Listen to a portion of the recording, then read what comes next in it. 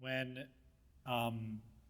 right after October 7th, we had, unfortunately, the obligation, but the duty to hang the hostage signs around our property. At that time, we didn't have a fence, and they were just in the ground. And shortly after, when we put the fence up, each and every face had a permanent location on our fence. Obviously, we were incredibly thankful a few months ago when we were able to cut down, or even a couple of weeks ago, the final faces from our fence. But that leads us into, oh, thank you. But that leads me into why it's such an honor to welcome all of you here this evening. When Mothers Against College Anti-Semitism approached us and said, can you host this event? We didn't even have to pause. Of course we're going to host this event. We are going to come together as a Dallas Jewish community. We're going to show our support for Israel, and we're going to hear literally from one of the people who was most instrumental in conveying the message that so many of us hold on to dearly. So again, welcome. It's a pleasure to host everybody to here, and I'm going to turn it over to Jerry Cohen to share our introduction this evening. I think we're going to begin a little bit. I'm going to have Miriam come up also just to welcome you and thank you so much from Mothers Against College Anti-Semitism. I'm Jerry Cohen. This is Miriam Zivin, and this is Andrea Faskin, and together we found, can you hear me? Okay, I'm just making sure. And together we founded DFW MACA. Both Miriam and I are actually on the board of MACA, Mothers Against College Anti-Semitism Foundation, headquartered in New York. Thank you. But let's get to why we are all here. It is our privilege to welcome Jonathan Conricus, a man who has stood on the front lines of Israel's security and on the front lines of the global battle for truth. Jonathan is a senior fellow at the Foundation for Defense of Democracies and the founder of Conricus Communications. But long before the age of TikTok history education and the race to PR narrative, he engaged firsthand and served 24 years in the Israel Defense Forces, retiring as a lieutenant colonel. He commanded troops in Lebanon and Gaza, served as a military diplomat and foreign relations expert, and from 2017 to 2021, led the IDF's International Public Affairs as its international spokesperson.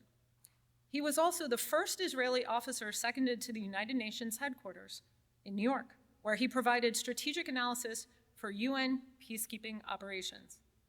Definitely firsthand, definitely not TikTok.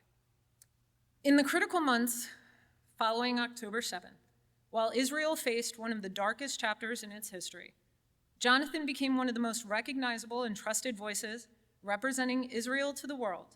He conducted hundreds of interviews across major global networks, explaining complex military and geopolitical realities with clarity, composure, and moral conviction, reaching millions through both traditional and social media. You may have seen him when he appeared on the Piers Morgan Uncensored show. In moments which have quickly circulated online, Jonathan dispelled Pierce's every house lie. If you don't know what that is, we'll ask questions afterwards. Won the numbers debate with Gaza journalist Mehdi Hassan, and masterfully eviscerated the anti-Semitism packaged as journalism. Fluent in Hebrew, English, and Swedish, and conversational in German and Arabic, Jonathan bridges cultures and audiences. He is a proud Zionist and a steadfast believer in the unbreakable bond between Israel and the Jewish diaspora. Throughout his career, whether in uniform at the United Nations or in the media, he has dedicated himself to protecting not only Israel's security, but also its reputation and moral standing in the international arena. Tonight, we are so grateful that he's here speaking to our MACA members and showing our students not only how to face it, but how to combat anti-Semitism on college campuses. We welcome a decorated officer, a respected analyst, a defender of facts, a voice of clarity in chaotic times, and a partner in strengthening our shared future. Please join Jonathan Conricus.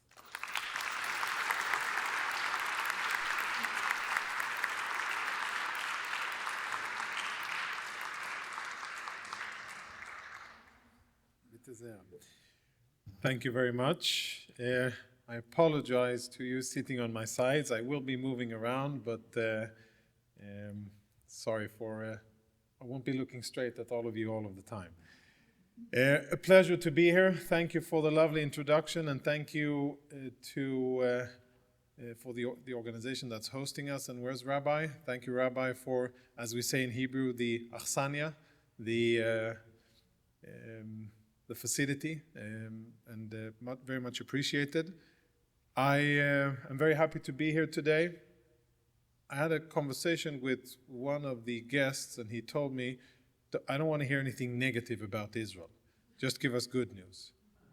And I get this a lot when I come to speak with different Jewish communities around the world.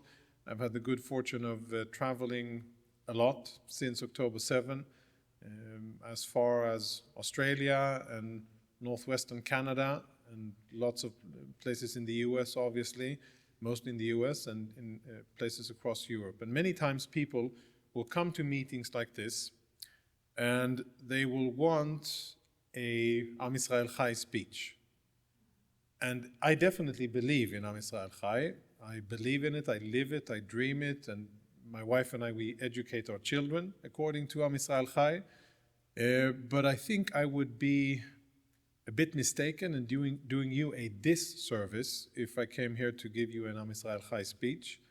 I would rather level with you and share the situation on the ground as I understand it, and a bit of an assessment of where things are going, because I think it's important that we understand where things are going. And of course, we're here speaking about anti-Semitism on campus.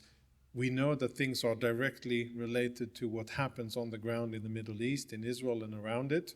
And we know that whenever there's a spike in violence in Israel, then anti-Semitism tends to rear its extremely ugly head, whether it's on campuses and elsewhere.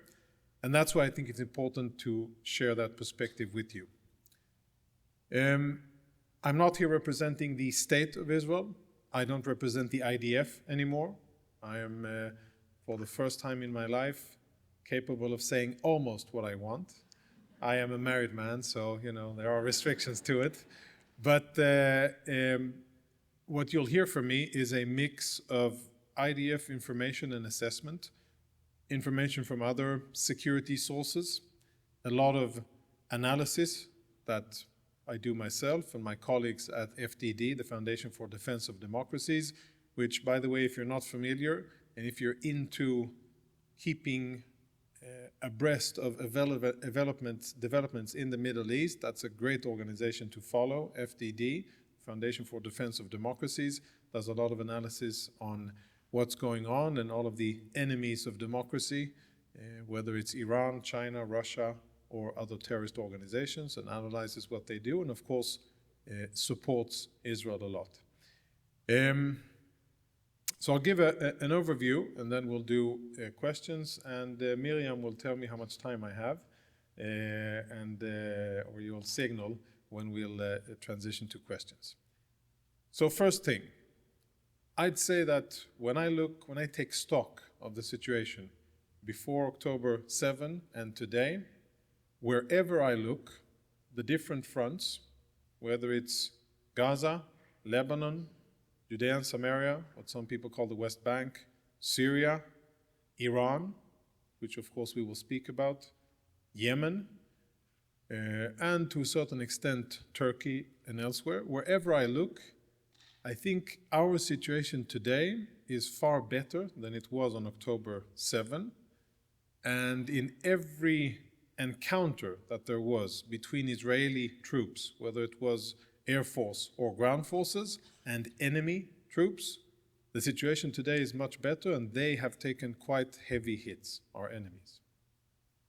That's the situation along the northern border, where Hezbollah used to reign dominant. Hezbollah used to deter and terrorize Israeli civilians, and it had quite an influence on Israeli decision-making. Just to give an example of how absurd the situation was before October 7, I'll share a little story. So imagine there's the eastern part of the border between Israel and Lebanon, an area called Mount Dov. UN and Hezbollah, they call it the Shaba Farms. You probably heard that more, but Mount Dov in Hebrew. And the border there is kind of disputed, and it's not really marked on the ground. It's kind of a no-man's zone. So what Hezbollah did in order to basically test the waters and to see how strong Israeli leadership was, Hezbollah built a tent, which half of the tent was on the Israeli side of the border and half of it was on the Lebanese side of the border. It took the mighty state of Israel with the strong IDF and a apparently right-wing government, it took that government around 4 cabinet meetings and at least 10 different meetings, military meetings in the Northern Command to decide what to do with the tent that Hezbollah had built half on our side of the border. And that's of course absurd. Now that was before October 7. We were, and I can admit to it, deterred by Hezbollah's capabilities, by their rockets and missiles, by their capacity to infiltrate or to maneuver into Israel. And it really had an effect on Israeli decision-making. Fast forward to today, with no Hassan Nasrallah, no senior military leadership in Lebanon, most of the key military personnel long gone, most of their strategic infrastructure, weapons, missiles, rockets, obliterated, a lot of their finances in ruin, and many of their logistic chains of supply, non-existent. Today, Israel operates with almost unlimited freedom of movement against Hezbollah in Lebanon. A ceasefire was reached a year and 2 months ago, and since then, Israel has taken out 435-ish, give or take, Hezbollah operatives in Lebanon. Now, the difference here is quite amazing, right? Between not having the guts or the leadership to be able to dismantle a tent that was built on our side of the border to actually operating with full freedom of movement in Lebanon and holding Hezbollah, their feet to the fire, it's a big difference. Now, it's progress, but unfortunately, still unfinished business. And this is a reoccurring theme all over. There's progress against the Iranians, and I'll speak about it in a second. There's progress against Hezbollah, against Hamas, and I'll expand.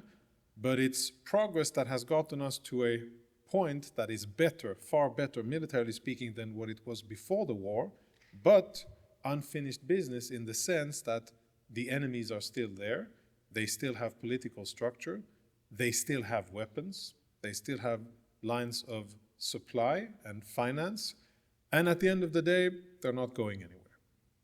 So even though there have been statements made by very important people around the world that there's now peace in the Middle East and that the problems have been solved, that isn't the situation.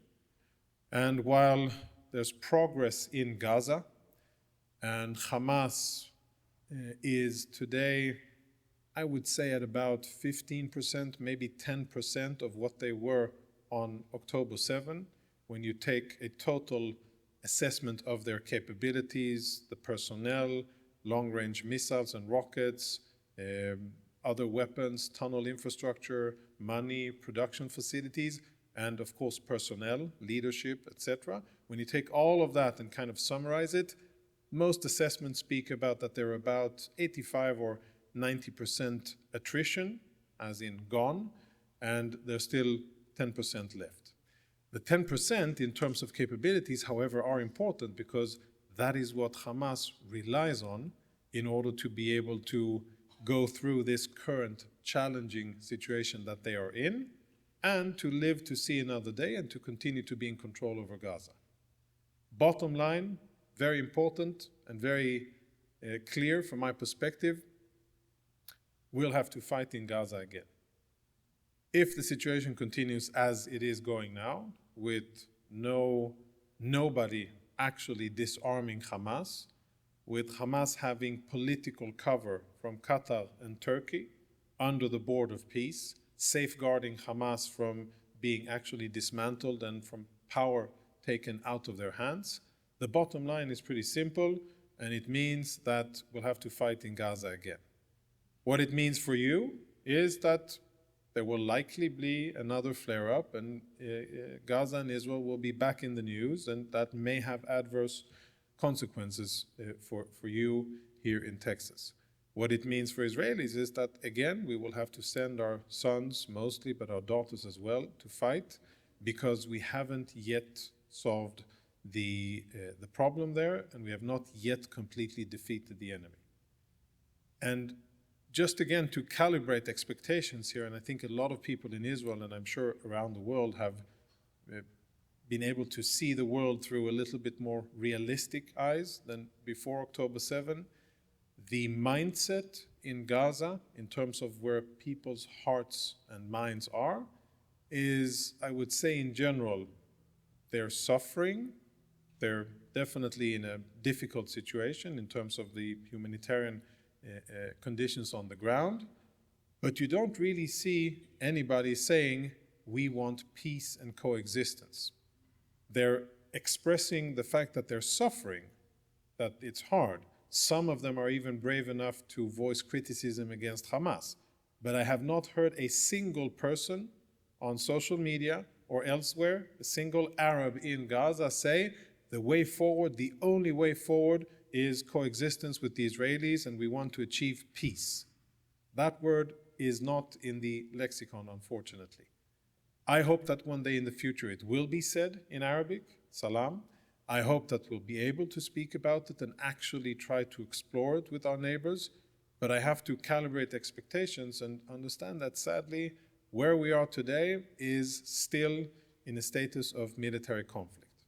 And if Hamas is allowed to exist with AK-47s, with rifles in Gaza, it means that Hamas will remain in control over the Gaza Strip, and that means that there will be additional terror attacks and eventual war between Israel and Hamas, which is, of course, not what we wanted.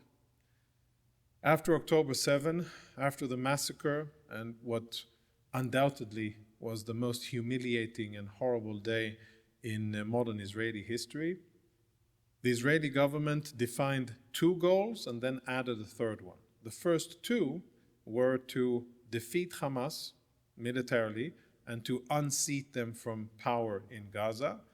And then, based on local pressure by the population, the government added, get back the hostages, all of the hostages, live and dead. I am extremely happy that we've gotten all of our brothers and sisters home. I know that, I'm sure that there are many in this room who have been leading vigils and participating in them here in Texas, showing their support and praying for the return.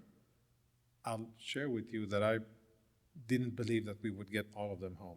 I thought that Hamas would be able to wiggle and keep at least a few of their most strategic assets, the high-value Israelis that they were able to take. I'm very, very grateful. However, out of 3 goals, we've only achieved 1, 2 have not yet been achieved, and if things proceed as they are proceeding, they are not going to be achieved. And that's a strategic problem. Now, if you ask me, why is Israel doing that? Why is Israel allowing that to be the end game of the war? I will connect it to the situation in Iran. I believe that the Israeli government has basically assessed the bigger picture in the Middle East and said, okay, we have a lot on our plate. There are various fronts where we are fighting. We have Gaza, Lebanon, Judea and Samaria, used to be fighting in Syria, and maybe we will again in the future. But foremost and most importantly, we have the Islamic Republic of Iran. And if we need to pick our battles, so to say, with the US administration, then we want to focus on the source of instability, the source of terrorism, the source of violence in the Middle East, which is the Islamic Republic of Iran. Very important to emphasize, not the Iranian people. Not the Iranian people. I get, whenever I'm on whatever show it is, and I post it on Twitter or X afterwards, the amount of the outpouring of love and support that I get from Iranians in the diaspora, but also Iranians in Iran before the protest, where they had a little bit more access to internet, is tremendous. And there's lots of love, lots of potential to grow and do tremendous things together. So I draw a very clear distinction between the people and the regime and focus on the regime. So what I think the state of Israel has done is, okay, we're not going to get what we need in Gaza, and that's going to be a continued problem for the future. It's an insufficient solution that we have now, but that is what the US wants, so that is probably what's going to happen. However, we are going to focus on the real deal, and that is the Islamic Republic of Iran, which brings us to the current situation. I'm supposed to travel back to Israel next Tuesday. I'm starting to look at, other hotels in DC because I'm not entirely sure that I'll be traveling then. And I think that the likelihood of the US actually taking military action and Iran responding is relatively high, probably very high. I can share that the assessment in Israel and the readiness in Israel has gone to almost the highest levels in terms of air defense, Air Force preparations, in terms of where commanders are and key elected officials are. Things are in place and waiting. Civilians have not yet been instructed to be near shelters, and we haven't opened shelters, which is really the last stage that needs to happen. But other than that, Israel is relatively ready, anticipating events. I think what's happening with regards to the negotiations is that we have the Iranians who their maximum, what they are willing to offer, so to say, and negotiate about, doesn't come close to the minimal requirements of the US and most of the free world. The Iranians are basically saying, we are going to continue to enrich uranium on Iranian soil, and that's not up for negotiation. We are not going to negotiate our ballistic missile capability, and we're not going to even talk about our continued support, our sponsorship of different terror organizations in the Middle East. The US says, well, we're not going to allow any enrichment in Iran. That's a red line, because we know that you are treacherous and untrustworthy. If you have any capacity to enrich, we know that you will try to enrich to military level. Therefore, the basic assessment is that there shouldn't be any enrichment in Iran. And the Iranians are hardballing and saying that they're not going to agree to negotiate about that. So the situation has now come to a bit of a mismatch, which was anticipated. And if we look at the deployment of US military assets in the region, very substantial.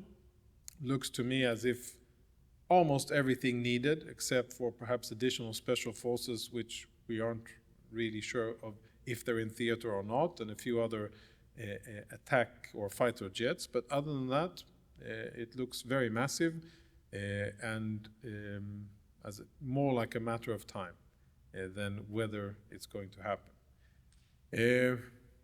Big questions following. What will the Iranians do? Will they try to strike first instead of absorbing a significant American strike? If the US strikes, will it be on nuclear targets? Will it be on military targets? Will it be on regime targets, targeting their command and control, their ability to continue to basically torment the Iranian people?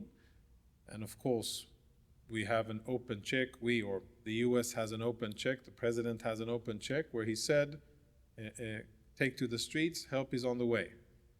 And the Iranian people really took to the streets, and they really, really believed and hoped that help is on the way.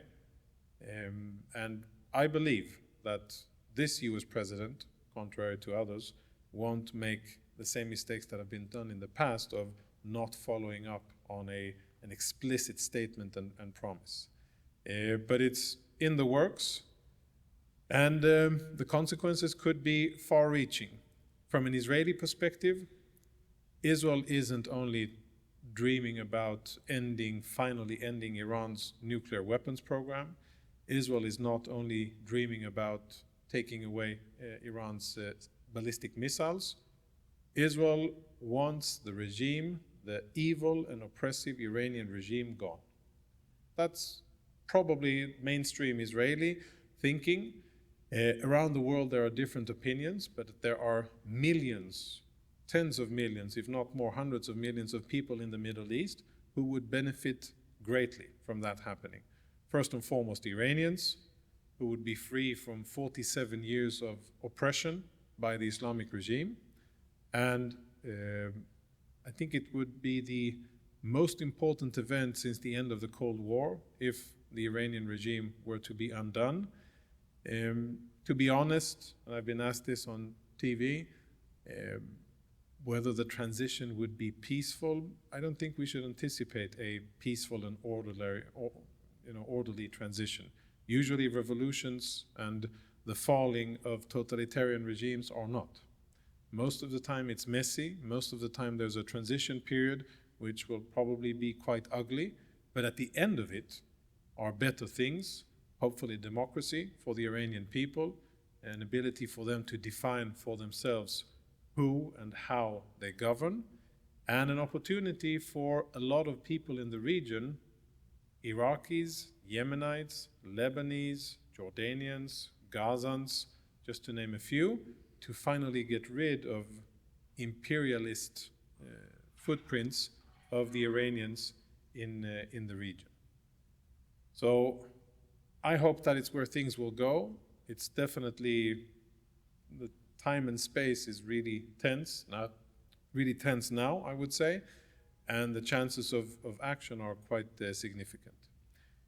Before we go to questions, there's one other front which I think is really relevant for you guys here, because it is the last front that has significant potential to escalate. Why is that important? As I said in the beginning, we've seen and felt the direct correlation between when stuff goes bad in the Middle East and how people around the world see that as an invitation to be anti-Semites. And the situation in Judea and Samaria, or the West Bank, is quite sensitive. I'd say that out of all of the fronts, or all of the different areas where we're fighting, it is the area where there's still a lot of potential, negative potential, because you have the coexistence or the co-location of a lot of young Arab men with little to do, limited prospects for the future, and heavily radicalized with a horrible governance system. The PA is basically a tremendous failure, corrupt, and most of the students and kids are indoctrinated to anti-Semitism, hatred, and support of jihad. So you have, that's a lot of the population. You have a steady flow of weapons still smuggled in through the Jordanian-Israeli border, reaching the hands of terror organizations. And then you have actions, and here I have to say in this room that Israel, as you know, isn't perfect. I never claimed that Israel is perfect, but we have actions being made in Israel by Israelis that are also not helpful, and that others can use and amplify as an excuse for more violence and more escalation. So those three things together, and the fact that there hasn't been significant fighting in Judea and Samaria for quite a long time, basically 22, 23 years, sadly leads me to the conclusion that since their mindset is still one of rejecting Israel's existence and rejecting any notion of peace or coexistence, we may find ourselves in escalation there as well. And that's important to keep in mind. I think Israel, I've said so in Hebrew and Israeli TV, not so much in international TV. I try not to use the few minutes I have on international TV to criticize the Israeli government. I can do that in Hebrew or at the Friday dinner table. But what I think needs to be done is to calm the situation in Judea and Samaria, When you think of it, Hamas, they were successful on October 7 in one area only. Sadly, they were extremely successful and they were able to murder almost 1,300 Israelis and take 253 hostage. But they were really aiming for something much, much bigger. I've actually had the opportunity to sit in and listen to an interrogation of a Hamas officer from the Nukhba unit, their special forces, the ones that were the first to cross and to invade into Israel, and they were the ones who did most of the killing. And the guy who was questioning from Shabak, from the Internal Security Agency, asked him about how he understood. This was a captain, so a relatively junior officer.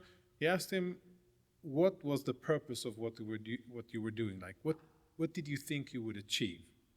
And he said, well, we were starting the flood of Al-Aqsa, and the aim of the flood of Al-Aqsa was to be the match that would ignite the entire fire, that would have all of the different Iranian proxies, Arabs in Israel, so-called Palestinians in Judea and Samaria, Lebanese, Hezbollah, Iranian proxies in Syria, Palestinians in Jordan. All of those were supposed to rise up together, to be inspired by what we have done, by what Hamas has done, to rise up and to weaken Israel sufficiently so that other Arab nations could move in and actually go for the kill, and it would be the undoing of the Zionist entity.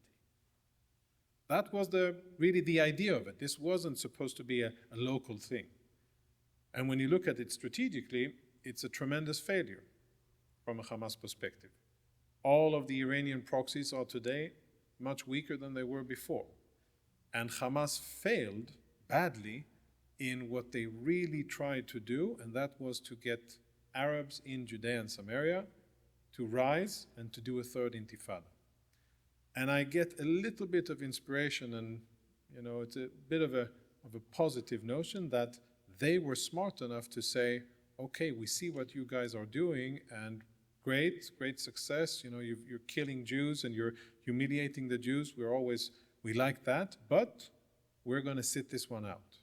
They were smart enough to understand that if they took that step, if they crossed that Rubicon and actually started a third intifada, the outcome for them would be extremely bad. And that's slightly positive, and I hope that the same mindset will prevail on their side. My last message to you is more personal, and I think it's very relevant these days, and that is a message of warning from someone who grew up in Sweden. So I was born in Jerusalem to a Swedish father and an Israeli mother, and my first 13 years we spent in Malmö, southern Sweden. And my message to you, I understand not everybody here are Jewish, but I'm speaking mostly to the Jewish people here, but also to the non-Jewish friends.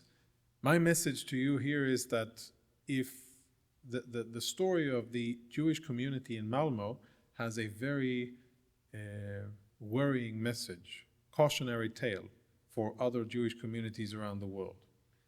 If Jews are not organized, if they don't have political influence and power, if they don't educate their young to be strong and proud and connected, then Jewish communities are undone. And the sad story of the place where I grew up is that today there are hardly any people my age, and definitely not a lot of people younger than me, in Malmö. Most of the people are Holocaust survivors and a little bit younger than that. And it's a community that sadly doesn't have a future. And it's a community that has been bullied, silenced by anti-Semitism, sidelined, and run over in many aspects by lots of Islamists that were welcomed into Sweden for various political purposes, but also by the fact that that community wasn't organized and didn't have political power, and the little financial power they had, they weren't willing to use it. So my message to you is, in this beautiful, great state of Texas, is cherish what you have and protect what you have, and don't take it for granted. Because if you want to see how challenging and bad the future can look, you should look at the situation in the UK, Scandinavia, Belgium, France, certain parts of Germany. That's not the situation in the US, but it could get as bad if things are left unchecked. So a message of how important it is to fight for what you have. That's the end of what I would like to say. And of course, thank you all for being here. We have time for questions? Yes, we do. We do.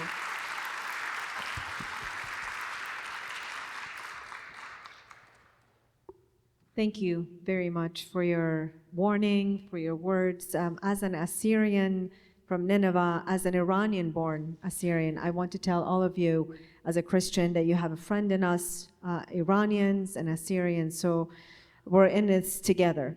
I have a couple of questions for you. Number one, the statement that you just made, how can we practically go up against a death cult that they don't value, and unfortunately now they're here, they don't value life, and they come from a culture of martyrdom.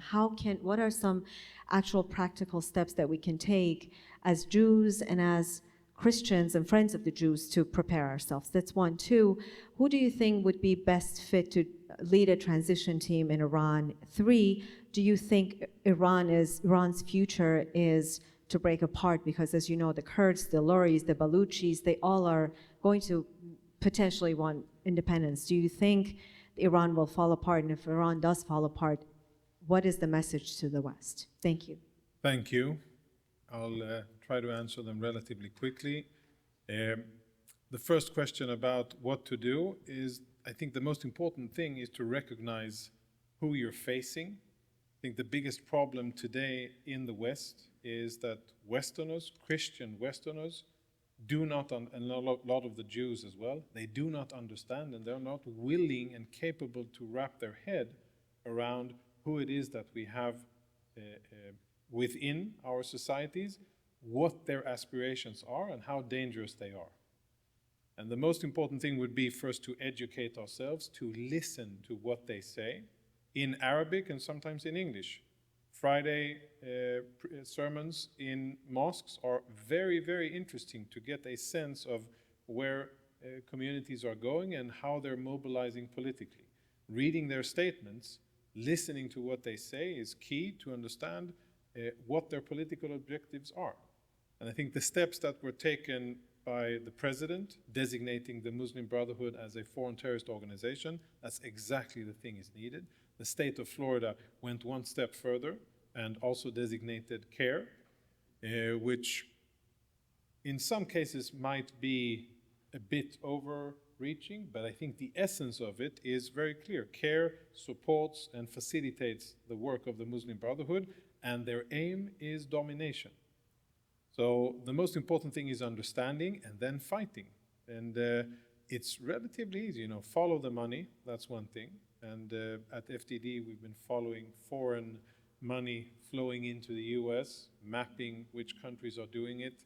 No surprise that Qatar is number one with around $330 billion invested in the US across different branches of industry, culture, education, sports, and of course politics, think tanks, etc. But following the money and then taking steps, because if left unchecked, organizations like the Muslim Brotherhood and various front organizations of Islamists in the US, they will use the democratic system in order to take power. So understanding and then confronting. Two, about the situation in Iran. What the Islamic regime has been very successful in doing is making sure that there's no opposition inside Iran.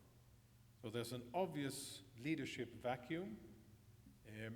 I've listened to Iranians, a lot of them outside of Iran and inside of Iran, and there appears to be a majority of people who would see the Crown Prince as a unifying transitional figure.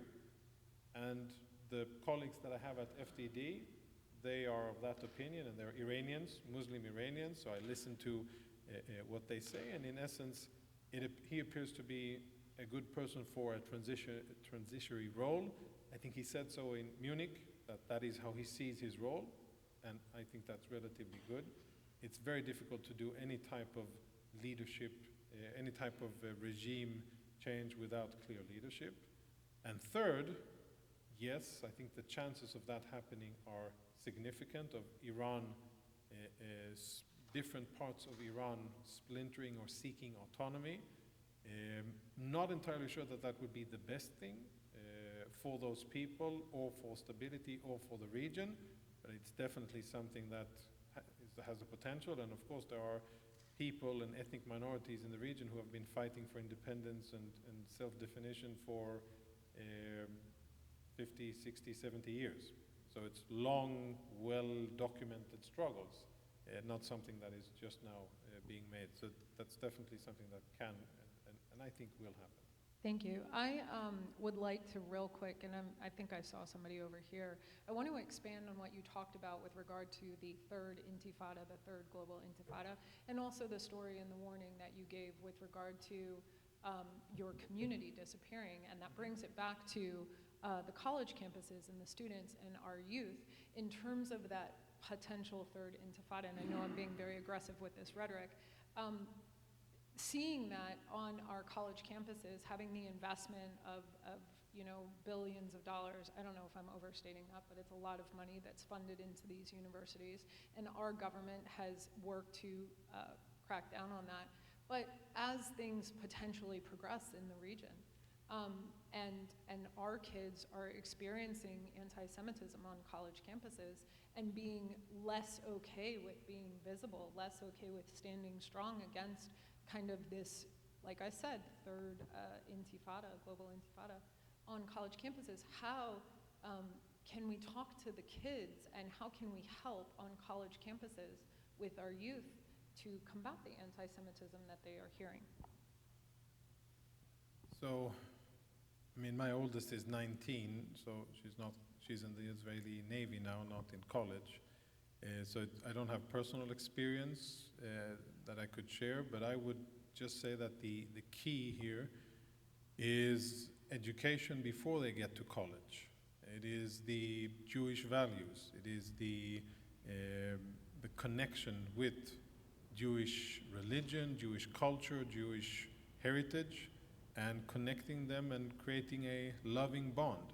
What I've seen, I remember I was appalled in 2014, more than 10 years ago. I did a bit of a speaking tour in various US universities. A few of them were Ivy League, not as a spokesperson, just as an IDF officer. And when I wrote my report, when I came back and I wrote my report, I told leaders in the IDF and a few of the people at the Ministry of Foreign Affairs that we have a serious, serious problem with Jewish American youth, because they're all super scared and terrified to show even a little bit of support towards Israel. And I toured the Northeast, 7 or 8, I think it was, universities, and every place I saw the same thing. Jews who were afraid, young Jewish kids who were afraid to identify as Jews and who were afraid to speak up, and only a very small minority who were proud enough and strong enough, and most importantly had the grounding, intellectual and emotional grounding, to say, yeah, I'm Jewish, I'm for the state of Israel, what's your problem with that? Like, why is that a thing that I have to apologize about? And that attitude was missing, and I think that attitude is what needs to change. And it starts at home. I think the most important thing is how we educate our children at home, what kind of values they get at home. Institutionally, sure, lawfare is very important. Holding weak or cowardly faculties to task, exposing them in the media, very important and can be very effective. Playing hardball, doing things like Bill Ackman did in the beginning and others have done, to say that graduates from a certain university where we've seen systematic anti-Semitism, we're not going to accept them into jobs. And maybe if you have ties with the business community to get that kind of things going, but basically to fight and to play hardball, not to apologize, not to be afraid, to have courage and conviction in the fact that, yes, we may not be perfect, but we are much, much better than the other side, and we have every right to live in our homeland and to defend it. And the other guys are the aggressors. The other guys are the ones who try to perpetrate genocide. The other guys are the ones who have said no to peace 4 times that we have offered. And the other guys are the ones who dream of killing us or pushing us into the ocean. And set the record straight. Yes, Israel isn't perfect in nothing. No country is. But if I have to choose between the two sides, there's no moral dilemma. And to educate our kids accordingly and to be stronger in our approach. And there are a lot of great examples. I think that your organization is a great example of actually taking the initiative, seeing a problem, a challenge, and then fighting it. Stand With Us does a lot of good on various campuses around the US. Stand With Us also they have a legal department, which I know has already brought in quite a lot of success, and they've done damage to various faculties that have been horrible and have really been supporting anti-Semitism. So that's also a venue. But I hope I'm... Yeah, that's, and just to remind everyone that you were referencing your shock in 2014, yeah. well before October 7th in 2023. So you can imagine kind of what we deal with. Of course. Now in those same Northeast schools, but not just Northeast, as you see here in the state of Texas, in Yep. Dallas, in North Texas community. I think I saw, thank you. Now, Colonel, you know that there's when the Gerald Ford gets in that area, we're going to have 200 planes. Yep. And they can run 800 sorties a day.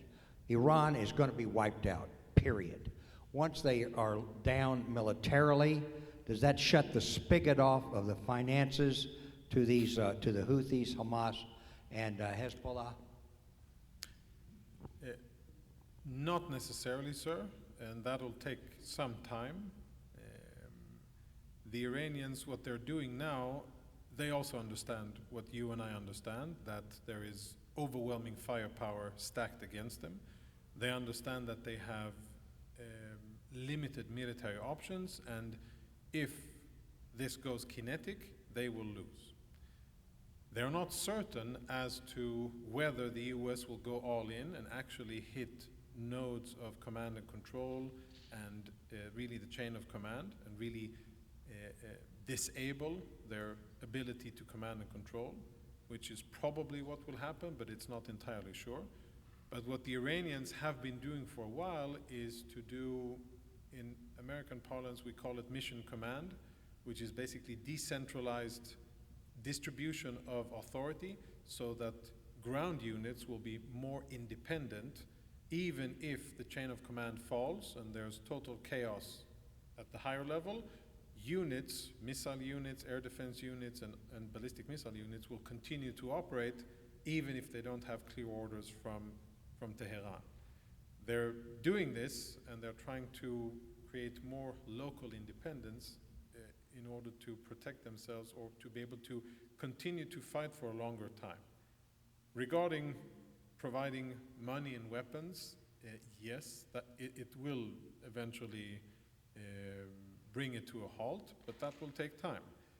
I think that is why when Israel focuses on the situation and looks at, okay, where do we prioritize? Do we now bicker and argue with the US over the situation in Gaza, which is imperfect, or do we go for the center of gravity and focus on getting rid of the regime, knowing, as you say, that the flow of weapons and money and political guidance will eventually be severed if we take the Islamic regime out of the equation. However, Hezbollah exists as a local Lebanese organization. It is not foreign. It is not of, Sunnis that came from Iraq. It is of homegrown boys of the South, Shiite Lebanese of the South. Yes, the money and the political guidance came from Iran, and the weapons came from Iran, but they are local. Hamas is local Gazans. So even when their streams of revenue and weapons will dry up from Iran, where there's a will, there's a way. They will have a certain time of weakness where they won't have a strategic supporter, but since they are on a path towards jihad, they will continue to exist and they will look for other strategic partners, and I'm sure that they will find them. Whether it is Turkey or other countries, they will eventually find them. And the important thing is that we may see a few years of relative less terrorism, but at the end of the day, as long as they exist, they will go for jihad. Hello, I'm a Christian man, but I love Israel and the Jewish people, and your fight is my fight. Before I start, I wanted to mention this man here, Alan Clark, is an American war hero. He lost his legs fighting for this country in Vietnam. God bless you, sir. I'm a West Point graduate. I'm a former Army officer. I've been at UT Dallas for 8 years now, and last year we've seen two demonstrations against Israel by the students who are protesting the fact that we're partnered with defense companies that dare to sell weapons to Israel. We're not changing our policy. Good. Yes, that's not going to happen. Okay, so my question is in regard to Turkey. A few years ago, I'm sure you share my alarm at Turkey being involved with the peace organization. They're the most powerful NATO country other than the US. A few years ago, we kicked them out of the F-35 program because they were buying Soviet S-400 surface-to-air missiles. We said, you can't do that, we won't sell you the F-35s. They said, forget you. They bought them, we kicked them out of the program, we sent their pilots home. Now I'm hearing rumblings that we might yet sell them F-35s. My God, what are we thinking? I'm alarmed. They've become increasingly more and more hostile to Israel, and I am, and by the way, we have American nuclear weapons stored in Turkey right now. That scares the hell out of me. So what are your thoughts on Turkey, sir? Well, thank you for your support, sir. It's always heartwarming to see friends of another religion. So thank you for saying that and for being that. I share your concern with Turkey. That's actually my next op-ed that I'm writing, is about the mismatch between Israel and Turkey, in the sense that Turkey, the leader, Erdogan, and most of his defense establishment, they have, mentally, they've already crossed the Rubicon in terms of where they are taking things. They are on a collision course with Israel. They are on a war footing, and they are in this expansionist, Islamist war, mindset. They're dreaming of reinstituting or reestablishing the Ottoman Empire. Erdogan sees himself as a modern incarnation of Sultan the Great. He said so, by the way. He said so in two speeches in Turkish, and one from 10 years ago and one before that. But he said it clearly. And when you look at the situation, you have Israel trying to contain the situation, de-escalate, and not to confront. And you have Turkey, which in words and actions is really steaming ahead, seeking confrontation with Israel. And it's the only nation state that I would be really concerned if we were to have to fight it.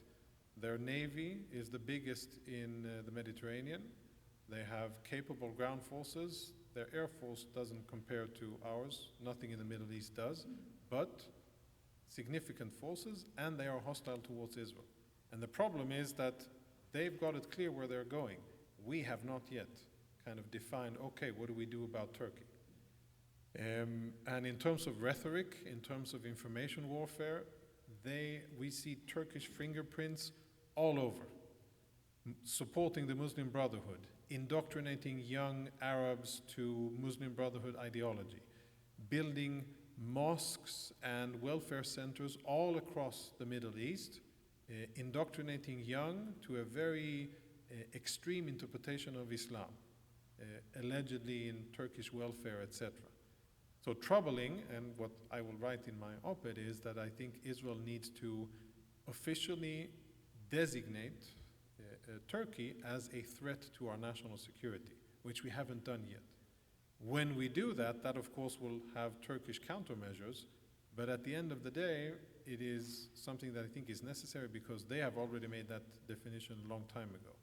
One last thing about Turkey, they are extremely worried that the Islamic Republic of Iran will fall, that the Islamic regime will fall, because they see the Iranians as the main thing protecting them in what they perceive is Israeli strength and expansionism, which is fake. Israel isn't seeking to expand. Israel isn't, thinking in that mindset, but they fear Israel in that sense, and they think that if Iran falls, which I think they understand that the regime will, they're worried.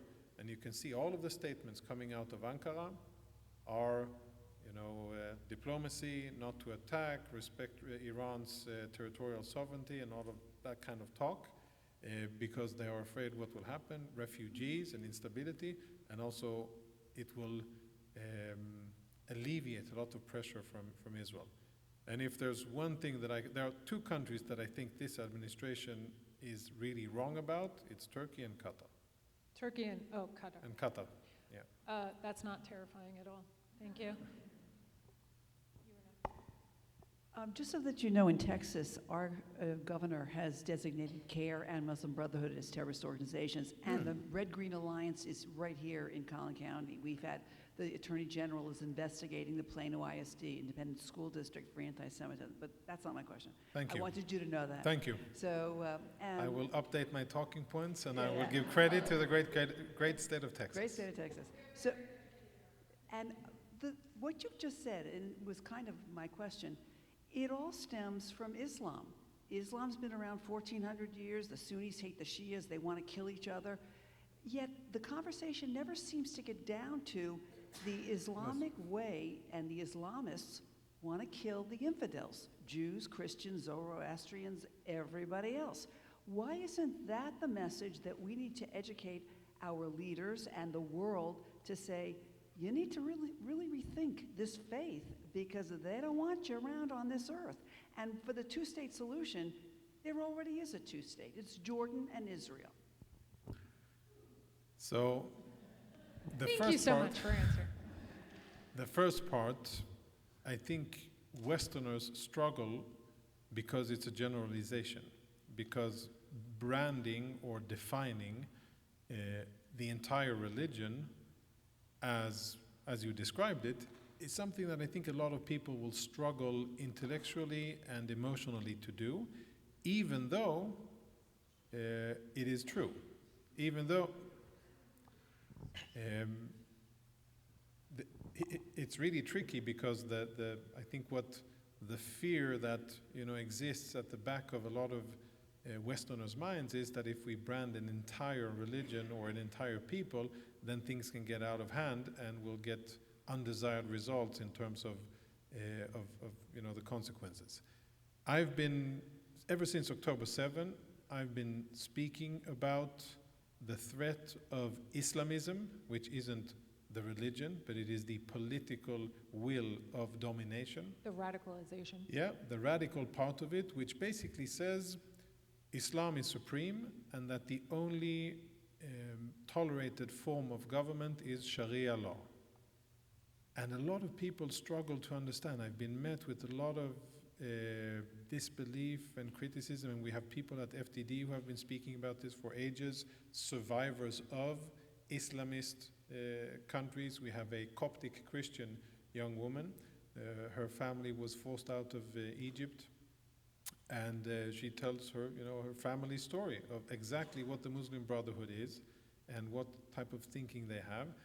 And people struggle to get their heads around it, I think, because it hasn't, it hasn't been big enough yet for people to register. At an intellectual level, 100% needs to happen. I think that, also just to go back to the college campuses, we're talking about intellectualism, academia. Western civilization is kind of enrooted in this freedom of religion concept. So you have the youth struggling with these two competing thoughts. It is hard. and thank you so much for taking a step at it for, you know, No, purposes I think here. it's valid because I think a lot of people are ignorant about Islam, That- about Islamism. And where do you go to learn? Colleges, and it's still, I think you had a, Yeah, I've read it. Yeah. All right, well, thanks a lot for being here, first of all. Secondly, the question, I just want to, I just want to pick up a little bit more on the discussion about Gaza, like what's happening next there. Yeah. Do you think Israel should implement the policy that I think has been quite successful in Lebanon right now, where they're like killing a terrorist a day, basically? Should they do the same thing with Gaza now and kind of is that the most successful, maybe at this point in time, policy where there's, to your point before, there's no willingness to make any peace or change at all? So is that the policy they should pursue? I think Israel would want to, but Israel is prevented from doing exactly that. And the political agreement that was reached with the US and to a certain extent France and the Lebanese government a year and 2 months ago in the ceasefire in Lebanon specifically created a mechanism, a military mechanism, through which the IDF coordinates and informs and explains its actions, usually before it takes action, but sometimes after it takes action. But the political framework is one that allows Israel, the IDF, freedom of operation against Hezbollah within the framework of the ceasefire. In Gaza, it's different. In Gaza, when the ceasefire was signed, the rules that were defined by the president and his team, they strictly limit Israel's ability to operate. That is why I say the bottom line of this isn't going in a positive direction, because nobody's disarming Hamas and they will continue to exist there. There'll be a government front organization window dressing, but Hamas will still remain in power. And Israel currently, and I don't think that's going to change significantly, isn't allowed, or it's not in the rules currently for Israel to actually take action against Hamas. And another thing is that the difference on the ground, it's also quite significant. What Israel is doing in Lebanon is striking very specific military targets based on live intel and intel capabilities that Israel built over years. In Gaza, we don't have that for various reasons. And in Gaza, what makes the situation so much more complex is the fact that there are still 1.5 million, 1,700,000 non-combatants there. And that makes it very, very challenging to do those types of operations. The best thing would, of course, be if those people had been allowed out of the Gaza Strip in the beginning of the fighting to Egypt, kept safe there, and then allowed to return at the end of the fighting. That would have saved a lot of lives. Tens of thousands of women and children would probably have been spared. That would have saved a lot of infrastructure, and the duration of the war would have been much shorter if Egypt had actually allowed people out. But even though, by the way, Egypt violated international law, it's another country that gets away with murder just because it's doing it against Israel. They violated commitments of international law because, by law, if there are two parties fighting and you're not part of the war and civilians are trying to flee from that area, you are obligated to allow those civilians out. That's the definition of a refugee. Refugee of war. You're supposed to allow them safe passage and temporary refugee status. Egypt, on the evening of the 7th, I remember the press statement that they wrote. They issued a quick or a long press statement. The first paragraph, which was very short, was a very bland condemnation of what Hamas had done. Then the second paragraph was a long paragraph about the Palestinian right to independence and Israeli occupation and a lot of blah, blah, blah. And then the third part was, we are not going to open the Rafah gate. So don't even think about asking. No Palestinian will leave Gaza. And that virtually signed the death warrant of tens of thousands of Gazans. Imagine how quick the war would have been if Egypt would have been forced by the US to open the gate and a refugee center would have been built. Women, children, and elderly would have been evacuated. Only guys left in Gaza would have been Hamas. You go and you fight in a totally different way than what how we were forced to fight with far fewer civilian casualties. But this was never the story. This never really mattered for Arabs or for the world. Had it been about saving women, children, and elderly from the fighting, they would have applied pressure on Egypt and would have allowed people out. It wasn't about saving the Palestinians. It was about having a leverage on Israel and having someone to blame for the death and the casualties that Hamas brought about. Thank you.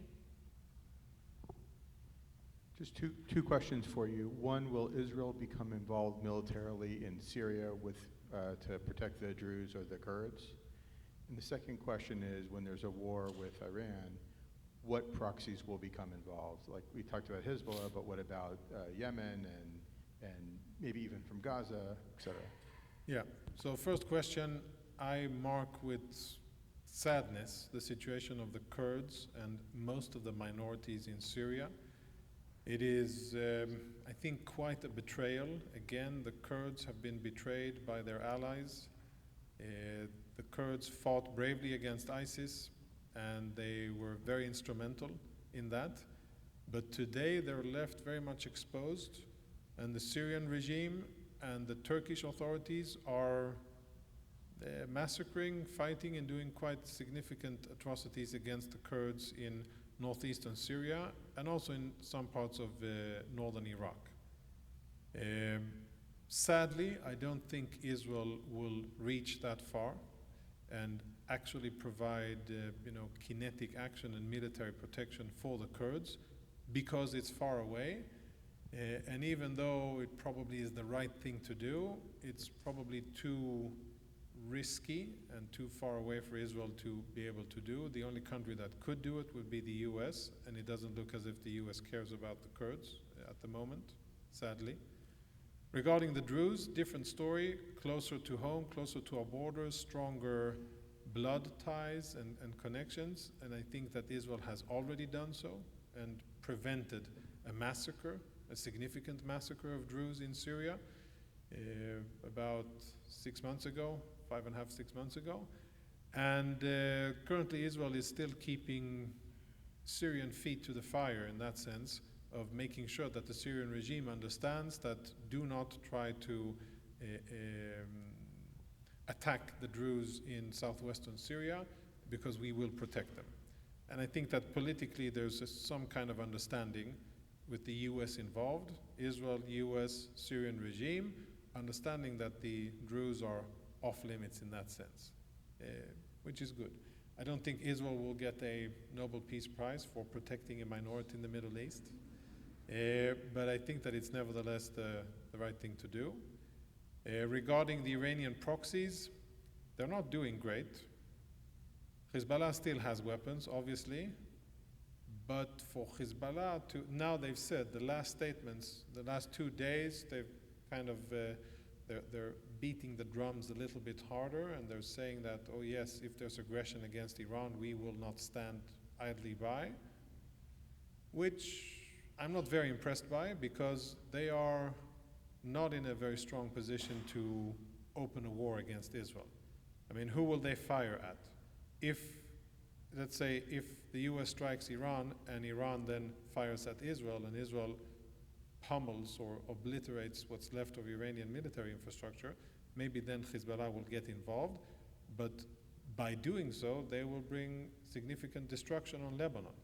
That isn't what the Lebanese government wants. That is not what I would say the sentiment in Lebanon wants, and I think it would be a very risky political thing for Hezbollah to do because they're already in the weakest position that they've been in the last 30 years. So yes, it can happen, and if it's a,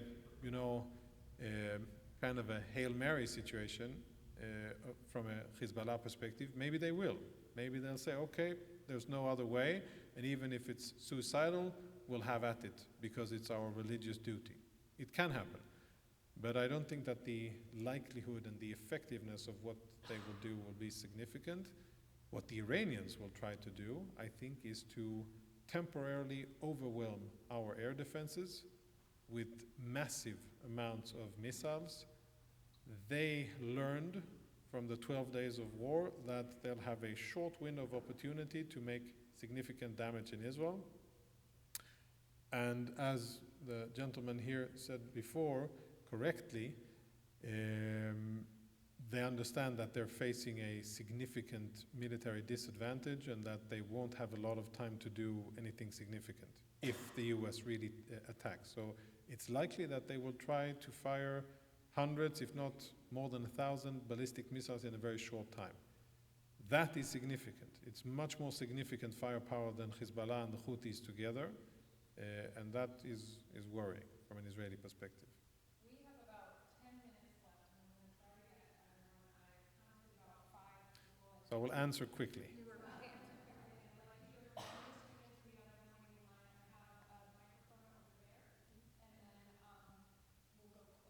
Yes, sir. Yes, ma'am. First, I'd like to thank you for obviously traveling here and thank your 19-year-old for being a hero to all of us and Thank to you. I'll tell her. good people throughout the world. And I don't just say it. We think about the kids in Israel all the time while our kids are in college, okay? I have many questions, but 2 big ones are you concerned about their response, even though we should still do it, the response after going after Iran of sleeper cells or terrorism within the United States that's already preparing similar to, October 6th in Israel, and they're just ready to ignite, especially with our porous border with Mexico and South America. And then can you speak briefly about the coalition, silent coalition beyond Israel and America that would be involved in what would happen? And do you think at that point China might go after Taiwan and then everything gets ignited similar to what happened in World War II? So the first part, first of all, thank you. Yeah. So we've seen the Iranian regime establish terror networks in the West. We've seen and also helped dismantle some of them in Germany, in the UK, in France, Belgium, Scandinavia. US authorities have done a lot of good things in dismantling networks here. Without being even a little bit complacent, I'll say that of all the things that I'm assessing and seeing as a threat, not very impressed with their capabilities, and I think that there's much more hype than actual capabilities of Iran. And if the Iranian regime suffers a significant blow in terms of their command and control, they won't be able to direct any meaningful terror attacks in the US. Sleepers, etc., yes, and by the way, what the Iranians have been doing all over the world, because they failed to actually have their agents on the ground and to do really high-level kind of stuff, they've used common criminals, organized criminals, gangs, most of them from Southern Europe and some of them from other areas, but not really high level, not impressive at all. They tried to eliminate the dissidents, they've tried to hit Jewish targets, American targets, Israeli targets. Truthful, not very successful, and I'm not, out of all of the things we should worry about, I worry less about that. The other part is much more concerning.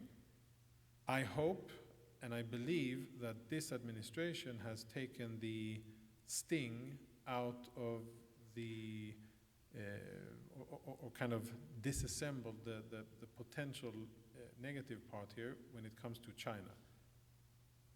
My assessment is that they don't care so much about Iran. They do care about cheap oil. And this is probably what the US has done and will do, is to provide the Chinese with alternate sources of oil at the same price or even better than what they're currently buying very cheap from Iran, evading sanctions illegally, etc. If that happens, then the Chinese don't have a really important incentive to get involved. That's one. Regarding Taiwan, definitely. That's, out of all of the things you asked, that is something that I think is relevant. And if that happens, I think they would have a tremendous military advantage. and I think Taiwan would be in very deep trouble. But that's not because of the situation here, it's because they are much closer, more powerful, aggressive, and from what my colleagues at FTD indicate, speaking with the Taiwanese authorities, they're not really battle ready, and they're not really eager to defend their country.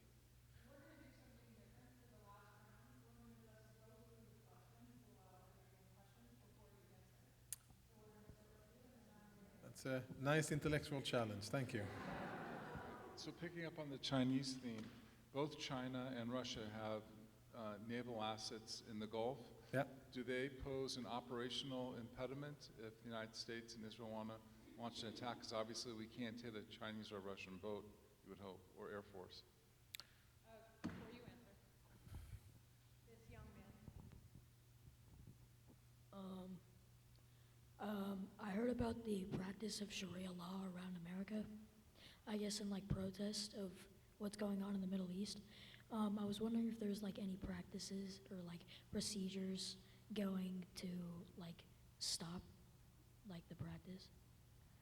I missed the first part of the question, the practice of what? He is asking about Sharia law and Okay. if there is anything to do to stop the practice. He said that he heard about the Sharia law practicing in protest. Right. Hold on.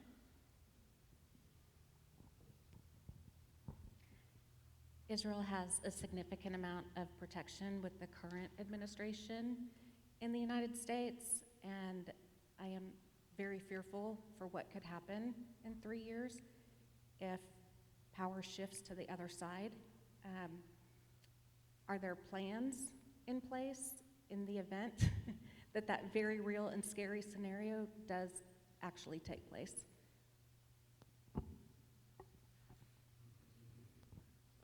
You mentioned that Hamas's goal ideally would have been to spark the third intifada with October 7th, and that there is still room for escalation in the West Bank.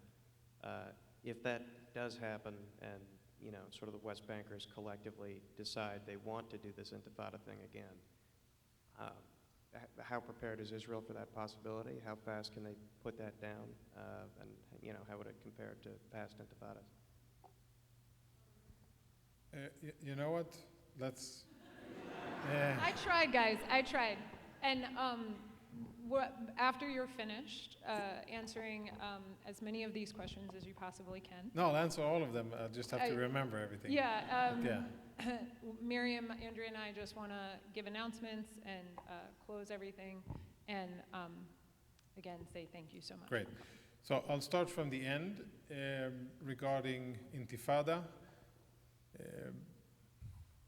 Prepared-ish.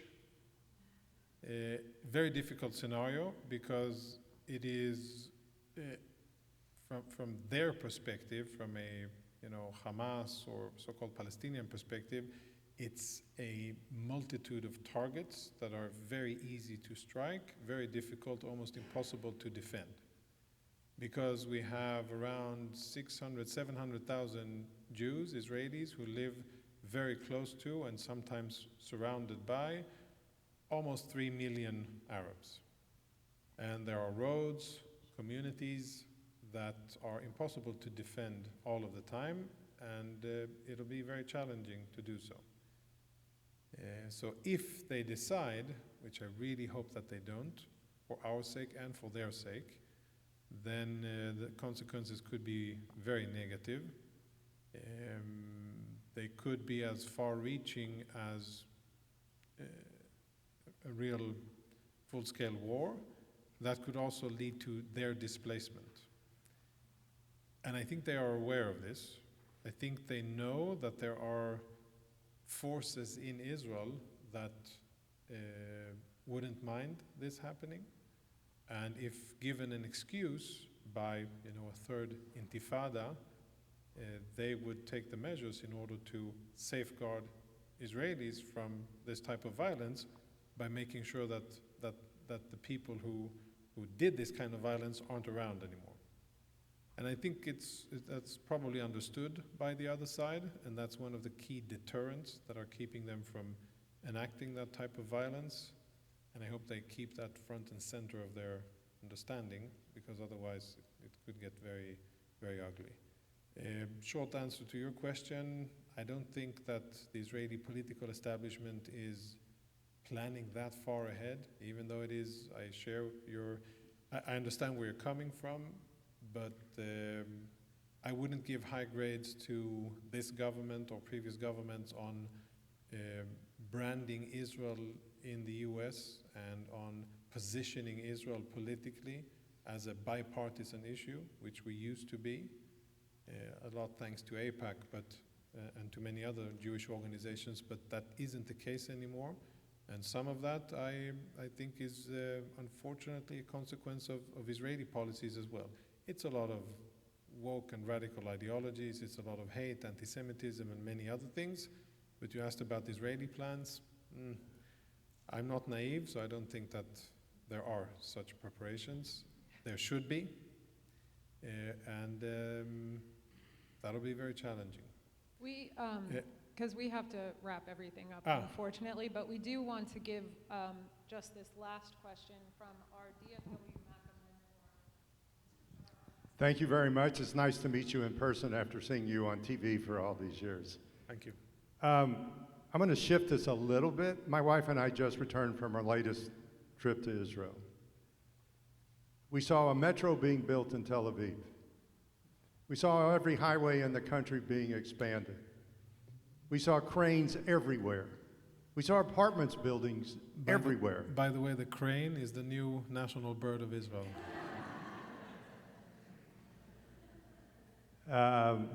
After a survey of apartments, a lot of foreigners are buying apartments. Since October 7th, it's nothing short of a miracle what Israel's done to crush its enemies. Yes, we appreciate everything you've told us tonight, and it keeps us up. But my question to you, in your vision, what do you see as the most likely future for the Jewish state of Israel in connection with its internal population, which is Arab and Jewish, its Arab neighbors, and other countries on other continents? What is your vision? What I believe will happen is, first of all, I'm very positive. I live in Israel. My 4 kids and my family, we are in Israel, and we intend to continue to live there. And I pray to have grandchildren and great-grandchildren in Israel, and to educate them to be proud Zionists and very grateful for living in historic times. I, like you, am very happy and thankful that Israel has been able to defy all assessments and all the naysayers, the economic, the military, the diplomatic ones, and despite the best efforts of many powerful countries and institutions and individuals, we're winning. And I draw a lot of strength from speaking with young Israelis. The same people who just got off the battlefield and were probably forced to endure some of the most horrible experiences in fighting in Gaza and Lebanon and other places. If you take a survey, and there's a few surveys, international surveys that are being done, you can find that Israel, for instance, there's an index called the Global Happiness Index, which isn't scientific, it's popular, but it's interesting nevertheless, because they've been doing it for 25 years. And Israel, since 10 years ago, has been ranking constantly within the top 10 of countries in the world. This year, or last year, 2025, Israel is ranked 3rd.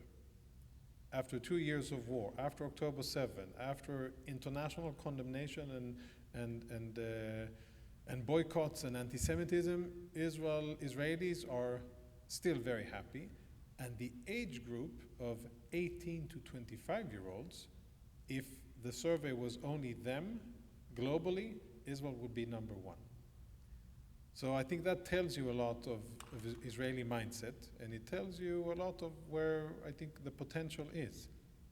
a lot of challenges, and I don't want to go into internal Israeli issues, Haredim, Arabs, enlistment to the military, many other things that are happening in Israel now.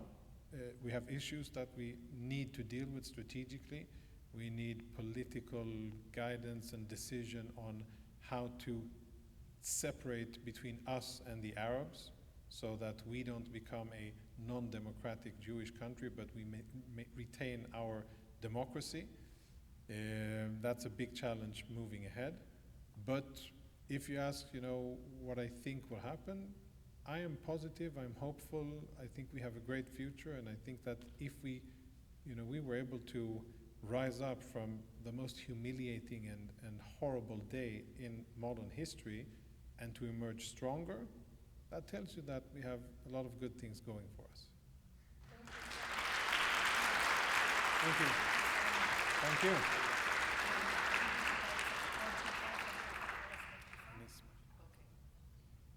Thank you guys so much for being here today. On behalf of Mothers Against College Anti-Semitism, you want to just? We just have one announcement that Helen asked us to make. If anybody is signed up for the Stand Up North Texas Allyship and Situational Awareness Training that was going to be at UTD, that is now going to be online, correct? Online, yes. I actually think we have a couple more announcements. Don't forget about March 5th. We have Nate Buzalik, Nate Buzz. We also have opportunity for volunteering with us. We go on college campuses. Is this not loud enough? I'm so sorry. We go on college campuses. We're starting tabling at SMU, UTD, UNT. We do need volunteers for that. Sign up if you haven't already for our WhatsApp, our social media. And then advertise to your community, to your community's community. As Jonathan said, being organized is really the effort that we have here to fight against anti-Semitism, not just on college campuses. We know that it's trickling. You mentioned Plano ISD trickling K through 12. So we really need the help and the effort forward. So thanks again, guys, for coming out. This was just really wonderful. We thank Jonathan so much for coming and talking. I wish we had so much more time for everybody's questions.